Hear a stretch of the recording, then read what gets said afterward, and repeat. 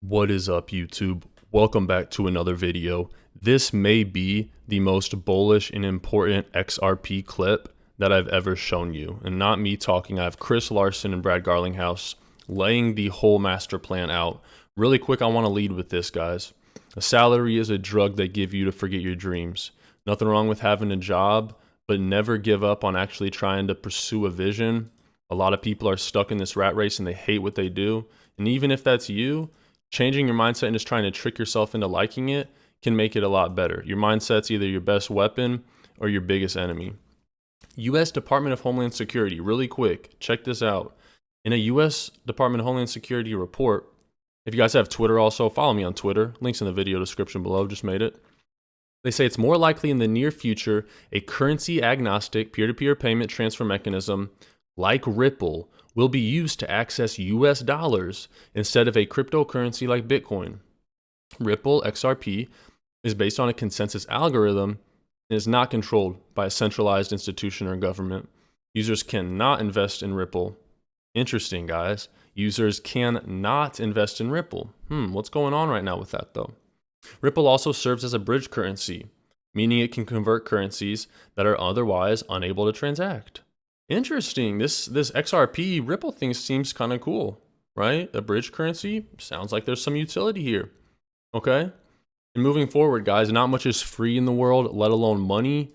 If you sign up with Webull and just deposit a penny, you get a guaranteed minimum $41 in shares of a stock. You can get up to 15,000. You're guaranteed 41 bucks. Not much is free at all. They're just trying to onboard people to their website. So sign up, links in the video description below, deposit a penny, get your free stocks, man. And here's this video, okay? Quote, all of the money. Take a listen. Rather than being an internet system. So we need that internet of value to be developed. And that's what we spend our time working on, is a replacement for SWIFT and correspondent banking. How do you get all of the payment providers, all of the wallets onto ILP? And then how to use XRP as on-demand. How do you get all the payment providers? How do you get all the wallets onto the interledger protocol? And then how do you use XRP to settle? This is the founder, right? This has always been their vision. And liquidity, so that all of these providers don't have to keep balances all over the world because the process is so inefficient. We think that's the winning kind of killer app. And then I think last group talked about a Cambrian explosion. Yeah. Then you get that Cambrian explosion. Well, I think what we're doing and executing on a day-by-day basis is, in fact, taking over SWIFT. In that, we've now signed up, well over 100 banks. Some of the largest SWIFT-enabled banks in the world are now using Ripple's technology. Just last week, we saw a remittance company who's using Ripple's technology. They reduced the price per transaction to their consumers from $20 per transaction to $2 per transaction, and they saw an 800% increase in usage overnight. You hear that? That's utility. That's a competitive advantage. Overnight, 800% more use. And they're saving a ton of money. That's the type of dynamic that SWIFT isn't able to support that we're able to address right now. And that's something we saw just in the last couple of weeks. So we certainly want to see banks succeed in this new world order and take advantage of these technologies. To the extent we can work with SWIFT to do that, then that's great. The payments, you have north of $20 trillion going cross-border each year. It is fraught with error rates, and it's slow, it's expensive.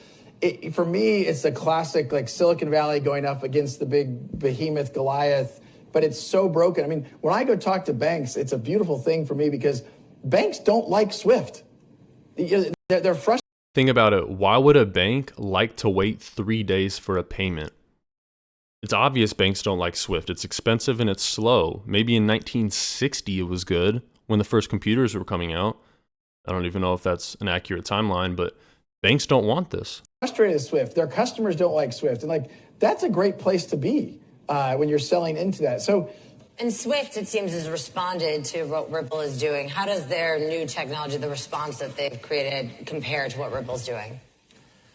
So they changed they sort of pressed on their customers to credit payments more quickly, and they added an acknowledgement at the end of the payment. So it used to be fire and forget. Now they send a message back from the end when the payment's acknowledged. And that does address some of the pain points that people had But I think, one thing, there are a couple things it doesn't address. So one of them is it doesn't enable settlement at the time of payment. So if you think that that's an important thing, it kind of attacks our sort of submarine strategy of like, we'll give you a better payment system, and it can settle at the time of payment. But even if you don't care about that, it's still a better payment system. So I mean, obviously the bidirectional messaging and everything, it's still a better payment system. But like, if you can take away the major pain points, maybe that sort of attacks our strategy of saying we're going to take away your major pain points. So we'll be like, well, we can take away some of those pain points too. But it doesn't fix the fundamental problem. It's kind of like, you know, like if a music company tried to combat the iPod by like dropping the price of CDs or making them hold more data or something. Like, the fundamental problem is the settlement. What does that mean? I was talking to the CEO of one of the largest banks in Canada, and they were exiting their correspondent relationship in Brazil. Mm-hmm. It's expensive for them to hold Brazilian reals, and they're like, look, we don't have enough demand, so now we're going to use a correspondent bank. Now, if they could use XRapid into Brazil, they don't have to have the pre-funded money, they don't have the expense, and they can still solve their customers' problem that need to do business in Brazil. So I think these are all examples of it is a journey. I think that it is nascent. I will also say that I'm going to send a case of champagne to David Marcus, the guy who runs the Libra. The reason is this week will probably be the best week of signed contracts at Ripple ever. Right. Wow. It has been a massive call to action because, again, Facebook kind of came out and said, we don't need Western Union anymore. Right. Well, if you're a bank, if you're Western Union, you kind of, that's interesting. And I think the banks realize that if Facebook is going to be a competitor in this space, they can't depend upon a technology like SWIFT to compete in the marketplace.